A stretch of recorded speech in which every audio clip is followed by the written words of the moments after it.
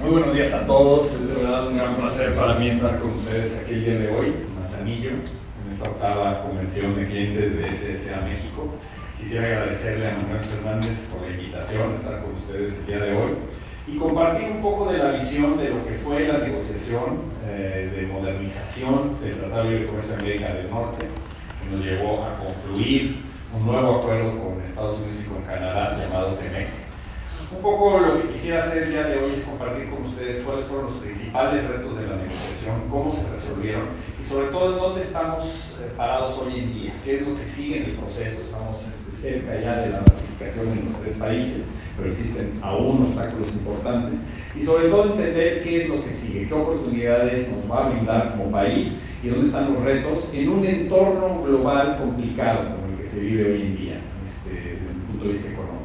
Entonces quisiera empezar por algo muy general. Ustedes son expertos en comercio internacional, no necesito pasar mucho tiempo explicándoles la magnitud de la relación económica que tiene México con sus socios de América del Norte, pero sí quería presentarles algunas láminas en donde vemos el tamaño de esta relación. Empezando por Estados Unidos, donde el comercio entre México y Estados Unidos ha crecido 6 veces desde la entrada en vigor del TLCAN. Un aspecto interesante aquí es que todos los días por la frontera entre México y Estados Unidos estamos comerciando casi $2,000 millones, todos los días. Simplemente en el mes de julio de este año exportamos más de $30,000 millones. Entonces ustedes ven un poco la magnitud de lo que esto implica, ustedes lo ven todos los días en sus operaciones de comercio exterior. Pero básicamente es un crecimiento muy importante de casi 560% desde la entrada en vigor del tratado. Siempre al hablar de América del Norte, el TLCAN, ahora el TEMEC, se nos olvida un poco nuestro socio del norte, se nos olvida Canadá, cuando en realidad es un gran socio de México. Es un país que, si bien tiene 10 veces menos población que Estados Unidos, tiene un poder adquisitivo similar, inclusive en algunas provincias de Canadá superior al promedio de poder adquisitivo de Estados Unidos, y en donde el comercio entre México y Canadá ha incrementado 9 veces desde que entró en vigor el tratado. Entonces, cuando hablamos de oportunidades, cuando hablamos de crecimiento dentro de América del Norte, no nos enfoquemos nada más en Estados Unidos. Lo que estamos viendo entre México y Canadá es en realidad, no es más que la punta del iceberg, en términos de donde puede crecer esta relación. ¿Qué sucedió el año pasado? Estamos hablando en realidad de hace año y medio, porque en realidad se cumple prácticamente 2 años desde que empezó el proceso de negociación del TEMEC. Muchas veces nos preguntan por qué nos sentamos a renegociar un acuerdo donde México y Canadá decíamos que era un acuerdo que estaba funcionando. ¿Fue por presión política únicamente del entonces candidato Trump y después al inicio de su mandato? La respuesta es mucho más compleja. La realidad es que México, junto con Estados Unidos y Canadá, ya estaba inmerso en un proceso de modernización del TLCAN a través de la negociación del Acuerdo Transpacífico. Eso cuando estaba en el poder la administración del presidente Obama en Estados Unidos. Los 3 países norteamericanos participamos en esa negociación con el objeto de abrir mercados en Asia-Pacífico.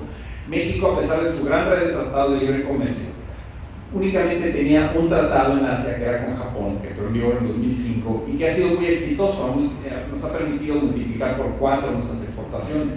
Pues si tomamos en cuenta que la región Asia-Pacífico, sobre todo la región asiática, es la que más va a crecer en un futuro, se dice que vamos a añadir más de 1,000 millones de personas a la clase media del mundo en Asia en los próximos 25 años, es donde hay que estar para el crecimiento futuro. Entonces México entró a esa negociación para abrir mercados en Asia, lo cual se logró. 6 nuevos mercados se abren a libre comercio con México, pero también a través de ese mecanismo estábamos modernizando nuestro tratado, que tenía 25 años de edad.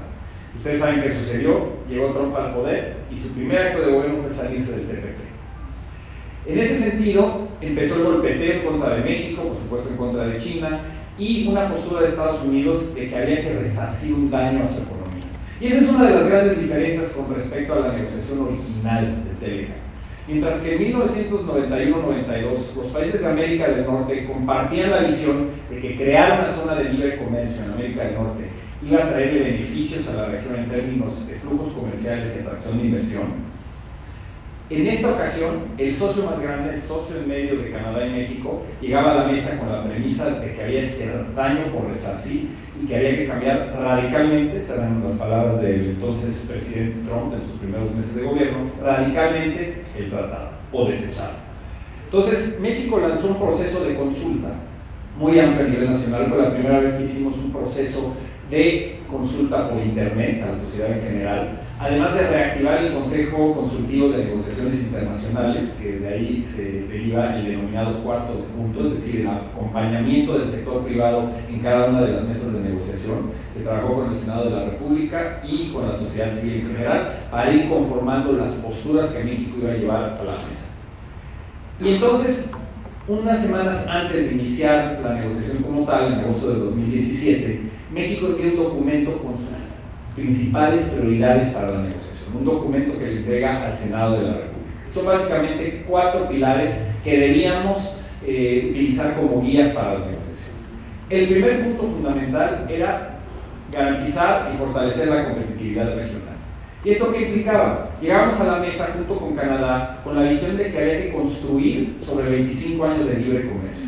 Y eso implicaba no tener retrocesos en términos de regresar a esquemas de aranceles, crear nuevas barreras técnicas al comercio o establecer comercio administrado, mecanismos de cupos o limitantes al comercio al interior de América del Norte. El segundo gran pilar es lo que ya estábamos tratando de hacer a través de la negociación del TPP, que tenía que ver con modernizar el acuerdo. Un acuerdo que llevaba más de 2 décadas en vigor y un acuerdo que no contiene muchas de las disciplinas que hoy en día son fundamentales para la economía global. Por ejemplo, el comercio digital, que en 1991-92 el comercio digital era simple ciencia ficción. ¿Recuerdan los teléfonos celulares, el tamaño de una caja de zapatos? No teníamos los avances que hemos tenido en términos de la modernización del sector energético en América del Norte ni las reformas estructurales en México.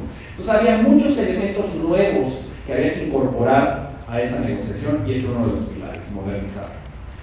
Un tercer tema, y lo ponemos en rojo siempre porque es muy importante, que es el hacer del comercio internacional un instrumento más incluyente y responsable y sustentable. ¿Y qué significa esto? Es un poquito de autocrítica, digamos, al interior de América del Norte y del esquema de cómo se negocian los acuerdos de libre comercio. Hace 20-25 años había muchas disciplinas que no se tomaban en cuenta dentro de la negociación de un tratado y que al paso del tiempo hemos visto que son fundamentales. Y eso incluye ampliar la gama de sectores, tipos de empresas y regiones que puedan participar en los beneficios del libre comercio. Pero además de las disciplinas de acceso al mercado y temas horizontales que afectan cuestiones como la facilitación del comercio, procedimientos aduaneros, etcétera, remedios comerciales, había que incluir temas que ampliaran, digamos, la gama de los asuntos que se tienen que tratar en un tratado de libre comercio. ¿Qué hicimos, por ejemplo? Incluir un capítulo sobre las pymes. En un país donde el 95% de las empresas son micro y pequeñas, ni siquiera medianas, estamos hablando de un universo de micro y pequeñas, era fundamental introducir mecanismos para ayudar a las pymes a internacionalizarse, a aprovechar los tratados en vigor. Entonces, es un ejemplo de los nuevos capítulos que se trajeron a la mesa y se negociaron. Por otro lado, se incorporaron como parte central del tratado, ya no como acuerdos paralelos sujetos a un sistema de solución de controversias diferente, los acuerdos en materia de defensa de los derechos laborales y conservación y protección del medio ambiente. Son ahora capítulos fundamentales con disciplinas que reflejan la realidad de las reformas que ha llevado a cabo México en los últimos 20 años. Entonces, además de buscar crear un comercio más incluyente y sustentable, el cuarto pilar que planteamos para la negociación era brindarle certeza jurídica a los exportadores y a los inversionistas de la región. Y esto básicamente se reducía a asegurar que pudiéramos garantizar la permanencia y fortalecimiento de los mecanismos de solución de controversias. Porque en cualquier acuerdo, en cualquier contrato, necesitas tener la certeza de que lo que negociaste se va a cumplir. Y si no se cumple, necesitas mecanismos transparentes y expeditos para resolver. Y eso es esencial para un país como México, que está negociando y constantemente comerciando con el poder político y económico más grande del mundo. Necesitas paneles imparciales que puedan tomar decisiones y que logren recuperar el terreno cuando hay alguna violación y resarcir cualquier daño para regresar al esquema de libre comercio. Iniciamos la negociación con esos 4 objetivos. Pero me gusta detenerme un segundo en esta lámina para poner en contexto la magnitud de lo que se trata, no solo la negociación de cualquier TLC, pero en particular el Tratado de Libre Comercio de América del Norte. Hablamos mucho en los medios acerca de los temas más álgidos, se habló mucho del sector automotriz, de los mecanismos de solución de controversias, de la famosa cláusula de extinción, de todo eso hablaremos hoy en día. Pero la realidad que hay que entender es que si el TEMEC original constaba de 22 capítulos, hoy en día el TEMEC tiene 34. Son 34 mesas de trabajo, que es un ejemplo de las 28 mesas con las cuales iniciamos y luego se fue ampliando, en las cuales en cada mesa es encabezada por un funcionario o funcionaria de la Secretaría de Economía, que es acompañado por las dependencias expertas en los temas de la Administración Federal. Por ejemplo, en servicios financieros, el acompañamiento era por parte del Banco de México, Secretaría de Hacienda, obviamente en temas ambientales de la Semarnat, etcétera, así en todos los grupos. Y aquí pueden ver, en cada uno de estos grupos, donde tenías más o menos alrededor de 25 o 30 negociadores de los tres países, cómo era una multiplicidad de temas que se trataban en estas rondas que iban de sol a foco durante 10-12 días de negociaciones intensas. Hay rondas en las que llegamos a tener 850 negociadores. Acompañados de la parte mexicana, cada una de estas mesas tiene su espejo, su contraparte en el sector privado mexicano. Expertos que llevan años viendo los temas de reglas de origen, de remedios comerciales, de temas laborales, de empresas comerciales del Estado, y que acompañan la negociación, y es donde hay un intercambio con cada uno de los jefes de mesa para ir planteando y modificando las posturas. Entonces es importante tener la magnitud de todos los temas que se tratan en un tratado de libre comercio y lo que se negoció en el TEMEC. ¿Qué es lo que sucedió al inicio de la negociación? Les planteé ya claramente cuáles son los 4 pilares con los cuales llegaba México a la negociación, los 4 principios básicos que debía defender. Y rápidamente vimos, por las posturas que Estados Unidos traía a la mesa, justamente con esta premisa de que había que resarcir un daño y cambiar radicalmente el tratado, que muchas de las cosas que estaba poniendo Estados Unidos sobre la mesa como sus prioridades chocaban directamente con las prioridades de México. Con Canadá yo diría que teníamos una coincidencia de opinión, diría en un 85-90% de los temas. Aún hay temas pendientes en el sector agropecuario de Canadá, que ustedes conocen bien, donde tienen todavía restricciones, pero la mayoría de los temas veíamos la negociación de la misma manera. Pero Estados Unidos puso sobre la mesa sus principales prioridades. Las ponemos aquí en rojo porque son básicamente 2 grandes rubros. Uno, la obsesión, por así llamarle, porque es una verdadera obsesión, con el tema del déficit comercial. Esta premisa del presidente Trump de que el valor de la relación entre 2 países desde el punto de vista económico se puede medir con base en la balanza comercial, lo cual todos los economistas reconocidos a nivel mundial dirán que no es cierto, que tenemos que ver el balance de la relación de la región, que no tiene una incidencia, un impacto si tienes un superávit o un déficit en términos de productividad, generación de riqueza, creación de empleo, pero esa era la postura que traía Estados Unidos a la mesa. Y dado que la gran mayoría del déficit entre México y Estados Unidos, más bien de Estados Unidos con México, se encuentra en el sector automotriz, el enfoque principal fue cambiemos las reglas de origen en el sector automotriz para tratar de forzar, esa era la palabra, forzar una mayor inversión en Estados Unidos. Entonces, ese fue uno de los principales pilares. Y el otro tiene que ver con todo este mecanismo de solución de controversias, que como les explicaba, era una prioridad de México que se mantuviera. La postura de Estados Unidos, un poco basado en la idea de America First o América Primero, era argumentar que los mecanismos de solución de controversias, es decir, estos paneles imparciales que decidían, tomaban decisiones cuando había disputas, atentaban en contra de la soberanía de Estados Unidos, porque se atrevían a cuestionar las decisiones del Ejecutivo estadounidense o de sus cortes. Entonces, en ese sentido, la postura de Estados Unidos era: eliminemos por completo los mecanismos de solución de controversias, que eran totalmente inaceptables. La parte automotriz, como lo planteó en un inicio Estados Unidos, también era inaceptable, porque lo que buscaban es, dependiendo del grado del déficit, yo puedo imponerte restricciones a tus exportaciones, es decir, revisar esquemas de restricciones voluntarias a las exportaciones o simplemente imponer barreras y tener comercio administrado.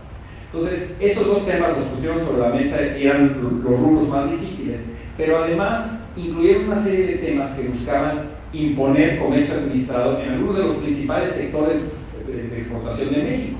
En el sector agropecuario buscaban imponer medidas que facilitaran la imposición de medidas antidumping o subsidios en contra de las exportaciones agropecuarias mexicanas.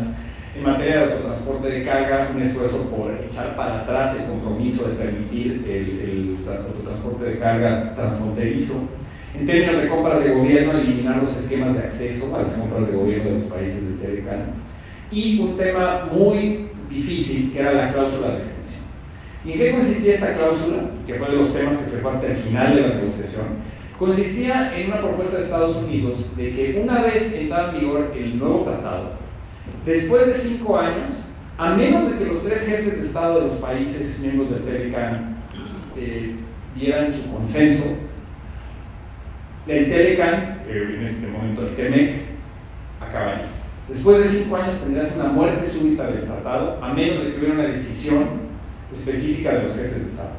Y esto generaba, por un lado, tremenda incertidumbre para los inversionistas y los exportadores. Imaginen al sector automotriz pensando en sus decisiones de inversión de 5, 10, 15 años, haciendo las inversiones necesarias para adecuarse a las nuevas reglas de origen, pero sin saber si en 5 años ibas a tener tratado. O a lo mejor te cambiaban las reglas radicalmente.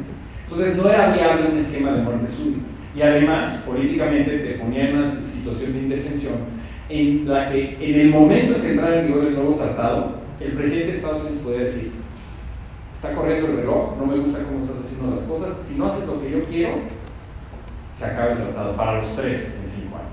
Entonces, obviamente México enfrentó todos estos esquemas, digamos, que puso Estados Unidos sobre la mesa. Canadá tenía temas adicionales con dificultades con Estados Unidos en materia de propiedad intelectual, acceso a lo pecuario, etc. Y así inició la negociación. ¿Y qué es lo que hizo México en términos de la estrategia negociadora? Por un lado, el primer punto aquí que ponemos parece obvio: negociar el mejor acuerdo para México.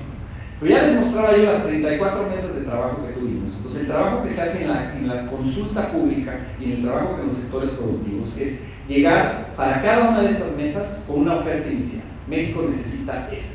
Y para llegar a esa oferta inicial necesitas ver cuál es el margen de maniobra del sector productivo específico en México, qué se ha negociado en otros tratados, qué hemos concedido con la Unión Europea, qué dimos en TPP, pero sobre todo la parte de inteligencia comercial difícil es qué es lo que Estados Unidos y Canadá han dado en otros tratados y cuál es su propio margen de maniobra. Entonces lanzas tu postura inicial.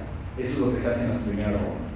El tema muy importante aquí es que quedaba claro que no íbamos a avanzar en la negociación si nos enfocábamos nada más en los temas más difíciles. Si tratábamos de renegociar el tema automotriz y resolverlo, no íbamos a lograr avanzar en los demás temas. Entonces, se toma la decisión con Canadá y con Estados Unidos de avanzar en aquellos temas menos controvertidos. Es decir, temas importantes, sobre todo los capítulos de modernización, capítulos nuevos del tratado, que son muy relevantes para la región, que ya habíamos recorrido cierto trecho en la negociación con TPP y francamente, desde el punto de vista político, que no estaban en el radar de la Casa Blanca. Entonces, en las primeras 6-8 rondas logramos cerrar entre 5 y 10 capítulos de modernización, que lo puedo explicar un poquito más adelante, para mantener este momentum de la negociación. Y aquí un tema muy importante es cómo se trató de enfrentar las posturas más difíciles de Estados Unidos. Es decir, todos estos focos rojos que vimos aquí, cómo empezar a enfrentarlos cuando Estados Unidos empezaba a poner propuestas sobre la mesa. Y eso es importante porque ahí diferimos en la estrategia que usó Canadá. Y eso explica por qué al final se dieron 2 negociaciones bilaterales separadas que llevaron al acuerdo final. Mientras que México, al recibir propuestas que podían ser inaceptables, por ejemplo en el sector automotriz, donde Estados Unidos exigía un contenido regional de más del 90%, o que exigían que el 50% de los vehículos tuviera que ser estadounidense, nosotros, en lugar de rechazar, regresábamos a la mesa con una contrapropuesta, que por supuesto rechazaba estos puntos que les menciono, pero hacía propuestas nuevas y adicionales. Entonces, entrabas en un diálogo. Canadá, muy presionado en los temas que les mencionaba como agro, propiedad intelectual, compras de gobierno, simplemente se parapetaba y decía: lo que propones es inaceptable, yo quiero que el tratado se quede como está. Y eso era muy fácil para Estados Unidos y regresar y decir: es un tratado que tiene 25 años, no se puede quedar así. Y se generaba un impasse, un obstáculo infranqueable en diversos caminos. Entonces así empezó la negociación. Hay que entender que nosotros no estábamos nada más reaccionando a estas propuestas que hacía Estados Unidos. Nosotros realmente traíamos nuestra agenda ofensiva, que era bajo la premisa de fortalecer el libre comercio en la región, es decir, facilitarlo, encontrar dónde están los cuellos de botella. A pesar de que hemos eliminado los aranceles, hay muchos cuellos de botella en términos de las medidas sanitarias y fitosanitarias. Un ejemplo muy rápido: La Organización Internacional de Sanidad Animal nos había declarado libres de fiebre porcina clásica, Estados Unidos no lo reconocía y por lo tanto, a pesar de tener un arancel de 0%, solamente 2 estados de la República, Sonora y Yucatán, podían exportar a Estados Unidos. Esa es una barrera clarísima. Y en muchas áreas así se daba. Entonces nos enfocamos en esos capítulos con nuestros intereses ofensivos de cómo mejorar esos capítulos. Entonces, uno de los temas fundamentales en la negociación, esto de principio a fin, fue convencer a nuestros socios comerciales de que México estaba más interesado en cerrar bien la negociación que en cerrarla rápido. Y esto era fundamental. No podemos regresar a México diciendo tenemos un tratado que es inferior al que teníamos anteriormente o que va a causar una desinversión en el sector automotriz o acerero o agropecuario. Independientemente de que tuviéramos elecciones en julio del 2018. Y esto fue muy importante porque se tardó Estados Unidos en creernos, literalmente. Llegando a mayo o a principios de junio del 2018, ya teníamos paquetes de cierre en la mesa y Estados Unidos nos dijo claramente: yo creo que ustedes nos van a dar más, porque no se pueden aguantar con la posibilidad de que llegara a ganar la administración del presidente, del candidato Andrés Manuel López Obrador. Y ahí el secretario Guajardo y los negociadores enviamos la señal de que nuestro mandato era negociar hasta el 30 de noviembre a las 12 de la noche del ser recesado. Finalmente, Estados Unidos se dio cuenta que esto iba en serio, hubo un break en las negociaciones en el mes de junio, regresa a Estados Unidos y me dice: dada la postura que tienen ustedes de que, ya les creí, no van a ceder en los temas por razones políticas, y Canadá no se mueve en sus temas principales, queremos hacer un acuerdo bilateral con ustedes. Y dijimos: no podemos aceptar un acuerdo bilateral, porque es justamente el hecho de que los 3 países enfrenten las mismas reglas comerciales lo que ha fortalecido no solamente el comercio y la inversión, sino las cadenas de valor. Es decir, la integración que tenemos en diversos sectores, como el químico, como el sector textil, como el sector automotriz, deriva justamente de que los 3 países enfrentan las mismas reglas. Y simplemente en el sector automotriz, como ustedes bien saben, los componentes del sector automotriz cruzan la frontera 7 u 8 veces antes de acabar en un producto final, en un vehículo. Si rompes esa cadena, si simplemente haces un acuerdo bilateral o 2 bilaterales con reglas diferentes, se rompe la cadena de valor. Entonces lo que le dijimos a Estados Unidos es: estamos dispuestos a sentarnos a negociar bilateral si hay un compromiso de Canadá y Estados Unidos de hacer lo propio inmediatamente después, para entonces tratar de cerrar un acuerdo bilateral. Fue una apuesta difícil. En junio del 2018 hubo mucha crítica al interior de México que decían: Canadá sí tiene valor, entre comillas, se van a salir de esta negociación y México va a quedar uno contra uno en frente a Estados Unidos.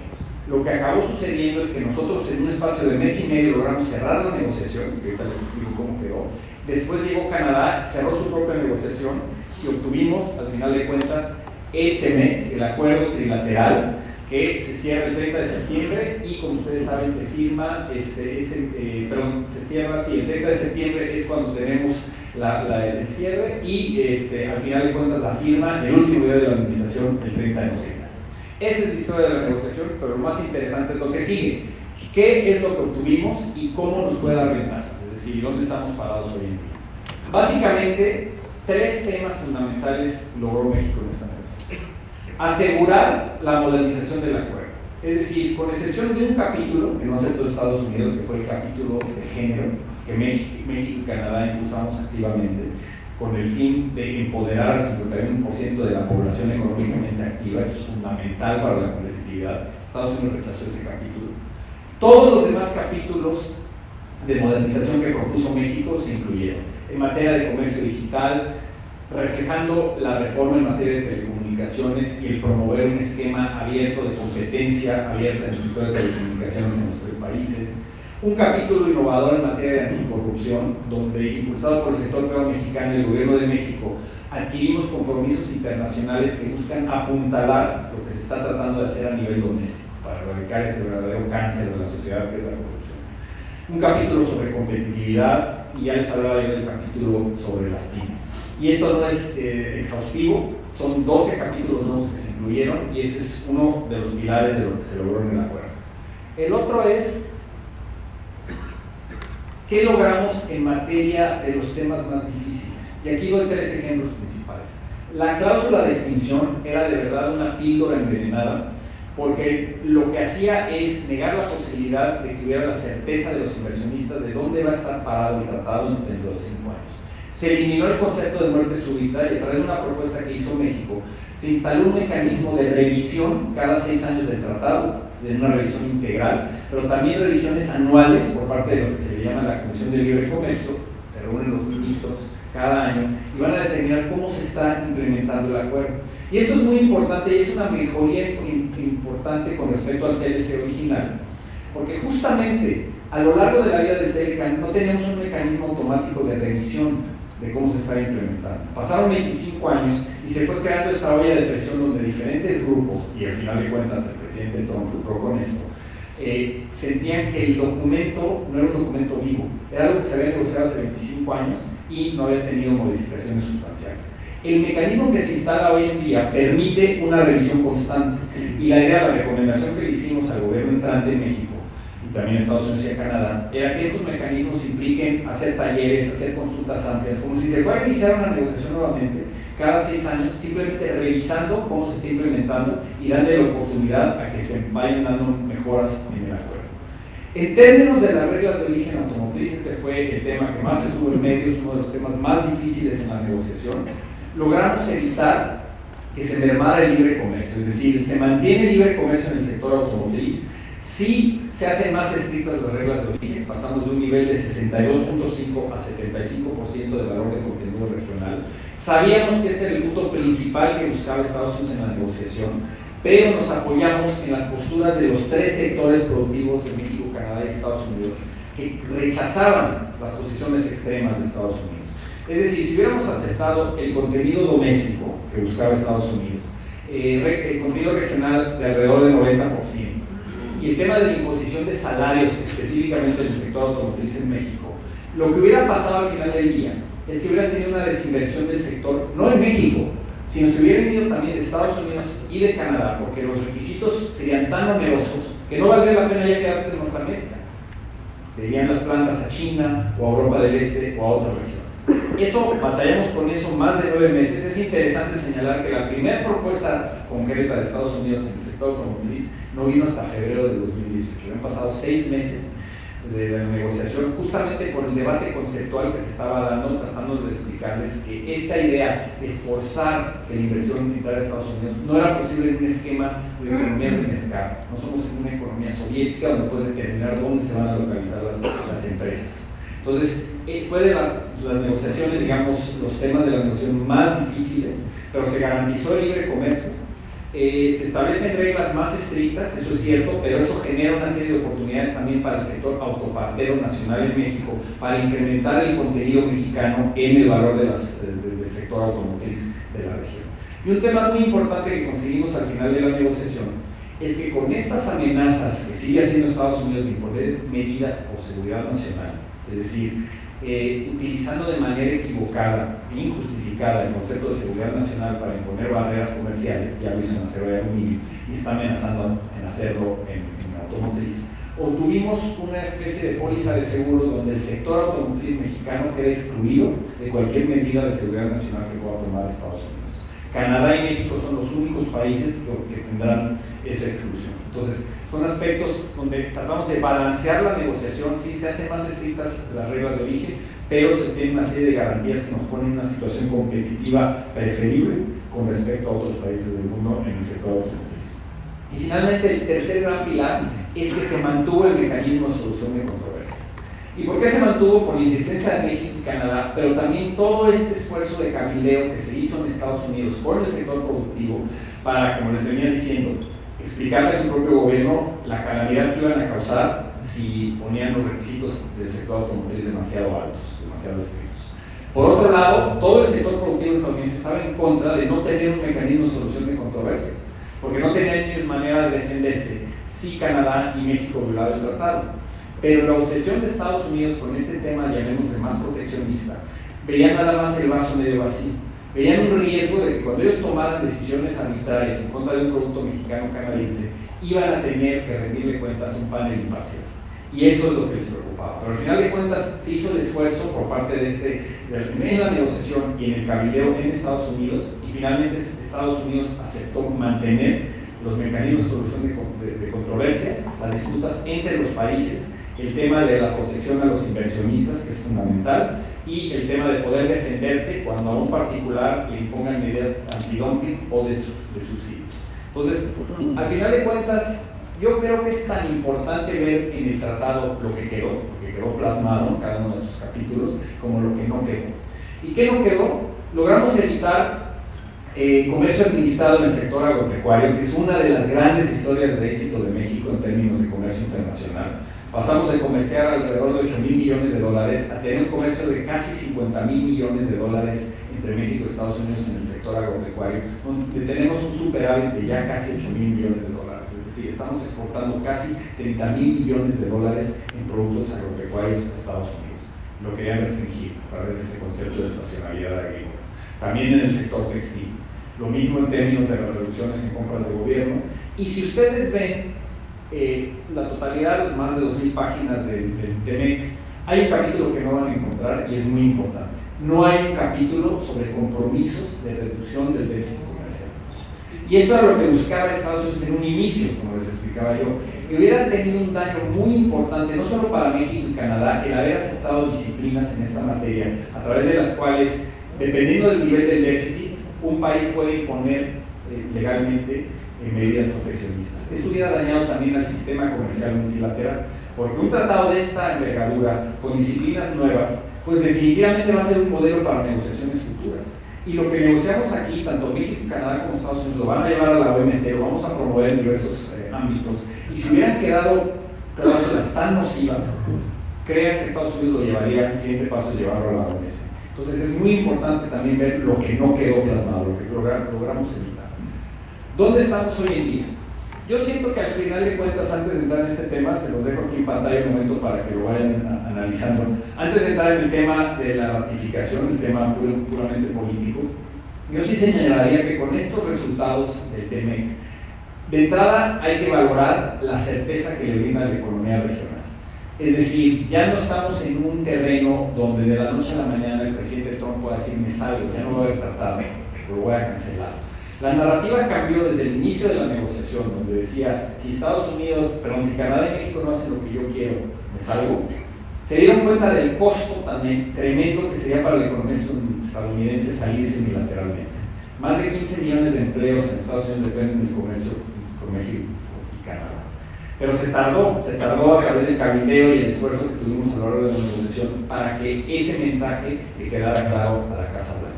Al final de la negociación, como les expliqué, el mensaje era, a lo mejor no hay un acuerdo con Canadá, porque estaba muy difícil la situación y empezaron disputas a nivel de jefe de Estado entre Estados Unidos y Canadá, pero ya se daban cuenta de la importancia de tener un acuerdo con México. Pero entonces lo que vemos es, al preservar el libre comercio y tener esta certidumbre a largo plazo de la vigencia del tratado, los sectores que se han visto beneficiados van a seguir siendo beneficiados, pero con esquemas adicionales que les van a brindar competitividad a través de los capítulos nuevos. Por ejemplo, el comercio digital es un concepto que llegó para quedarse y era muy importante que en América del Norte tuviéramos principios claros al respecto. Es decir, reglas como, por ejemplo, no imponer aranceles a ninguna transacción electrónica. Este es uno de los temas que vienen ahí. No puedes imponer impuestos en la medida en que no sean discriminatorios. Se establecen mecanismos para validar y autenticar lo que vienen siendo las firmas electrónicas.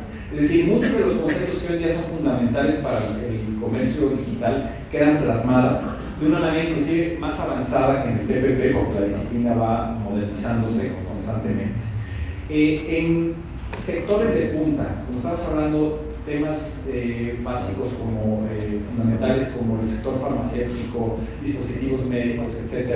Las reglas que se modernizan en materia de propiedad intelectual generan los espacios para que haya una mayor innovación, protección de los derechos de propiedad intelectual y una mayor inversión en estos sectores que van a ser los sectores del futuro en nuestro país.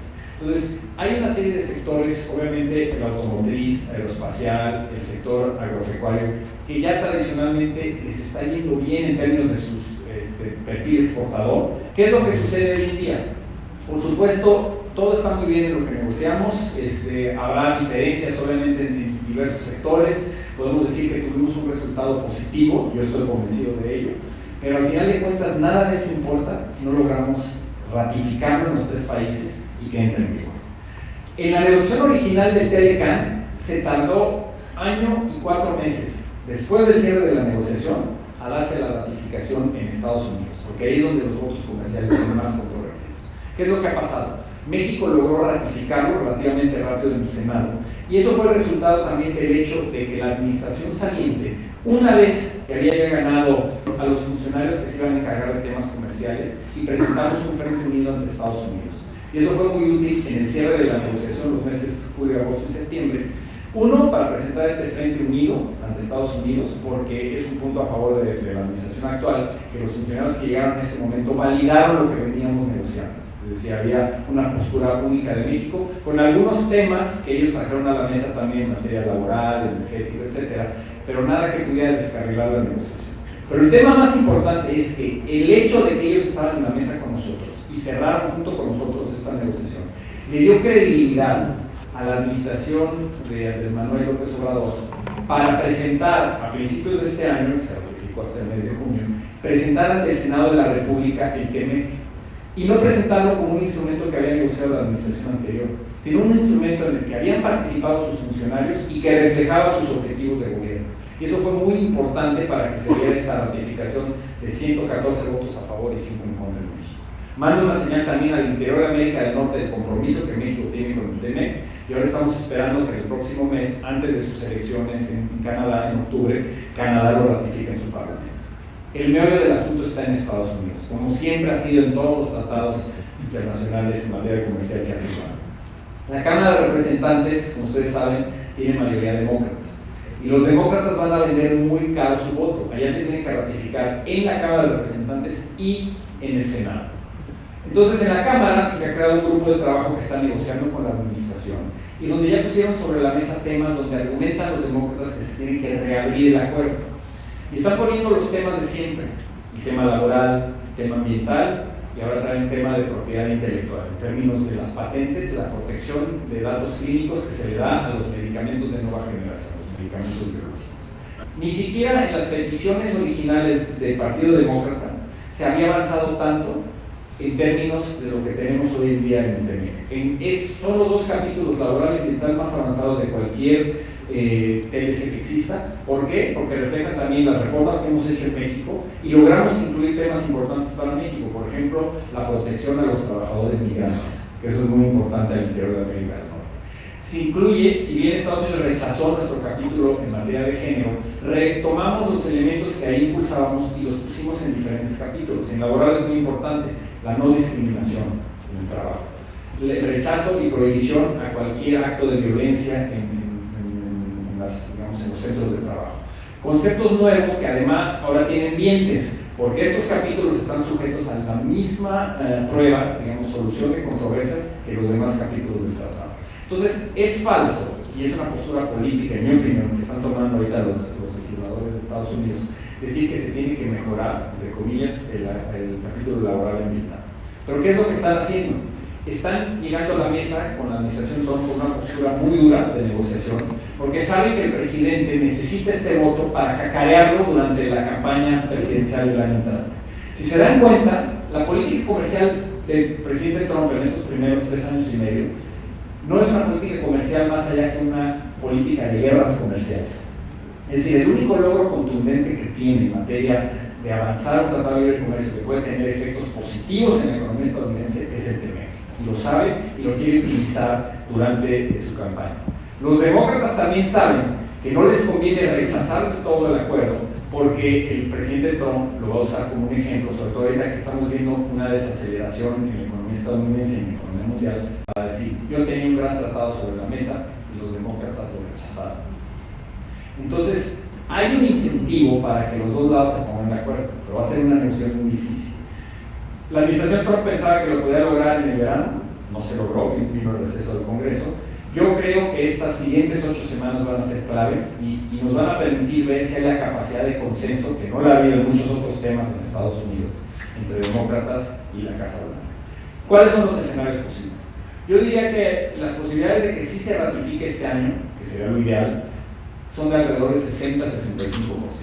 Justamente porque es una negociación difícil, pero a los dos, al final del día, les conviene utilizar esto en las campañas. A los republicanos para decir, gran logro del presidente Trump, a los demócratas para decir, no es el acuerdo del presidente Trump, nosotros influimos, esto refleja las prioridades del Partido Demócrata.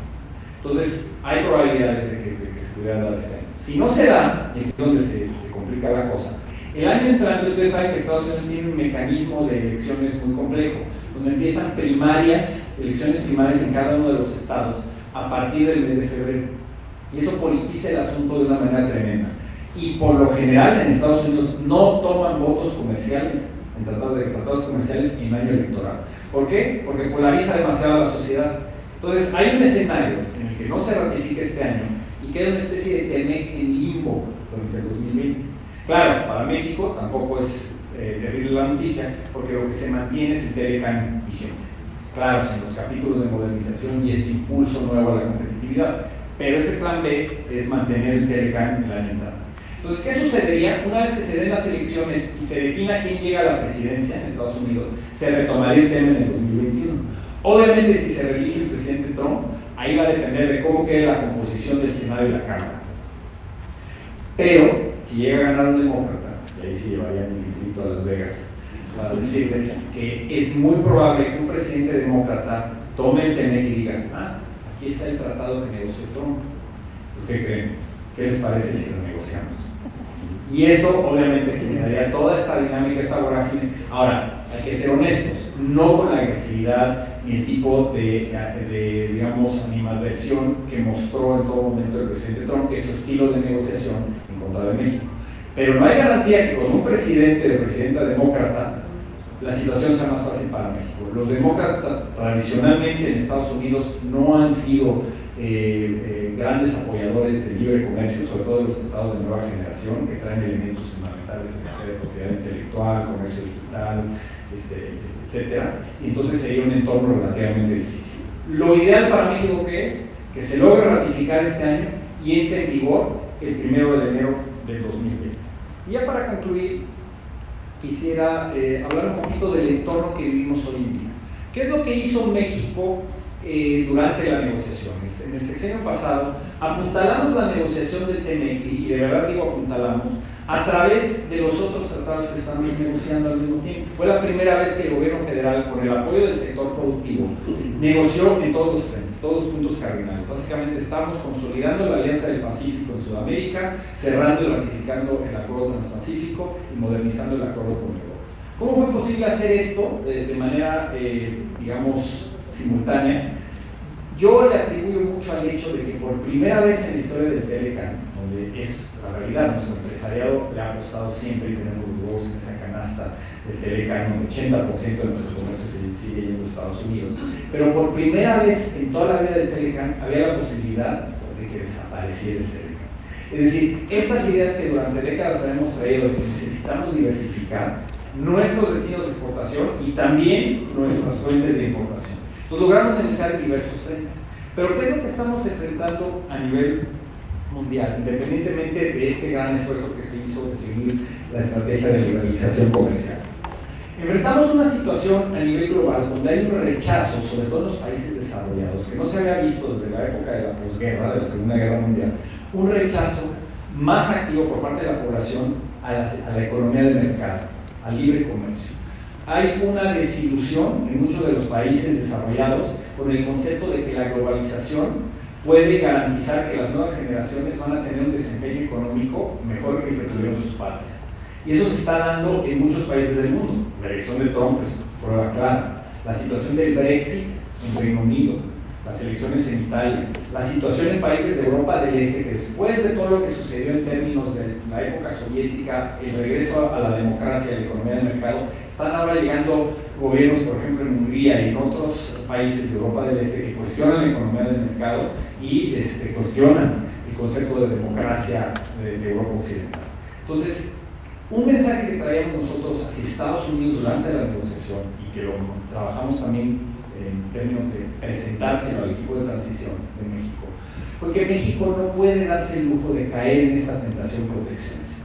Es decir, Cuando Estados Unidos, en contraparte, que conozco desde la primera negociación del TLCAN, ponía una postura que consideramos francamente ridícula por lo proteccionista que era, un tema en compras de gobierno o en automotriz, yo le decía, John, no podemos aceptar esto, no solamente porque económicamente está mal. Nosotros en México no podemos darnos el lujo de regresar a esquemas proteccionistas. Nuestra recomendación es seguir teniendo un esquema en el que México se presenta como una economía abierta y es a través de la liberalización comercial, pero no nada más la liberalización comercial. Sería yo demasiado arrogante en decir que gracias a los tratados vamos a alcanzar los niveles de desarrollo que necesitamos. Los tratados de libre comercio son una herramienta económica que se debe añadir a todo un entorno positivo de reforma estructural en México y que debe ir de la mano. No es suficiente tener liberalización comercial. Necesitas seguir fortaleciendo las reformas estructurales, la transparencia, el Estado de Derecho, y si logramos tomar las decisiones correctas en materia de políticas públicas en nuestro país desde ahorita, es posible, difícil, pero es posible que alcancemos los pronósticos que han hecho organizaciones internacionales como el Banco Mundial y el Fondo Monetario Internacional, que señalen que para el año 2050 México podría convertirse en una de las 7 economías más grandes del mundo. Pero esto no va a suceder de manera automática. Cada uno de nosotros como ciudadanos, como estudiantes, funcionarios de gobierno, miembros del sector privado, debemos impulsar esta visión de una economía abierta. Esa es la recomendación que les dejo y esa es, digamos, la situación en la que estamos hoy en día en materia de política comercial. Muchísimas gracias.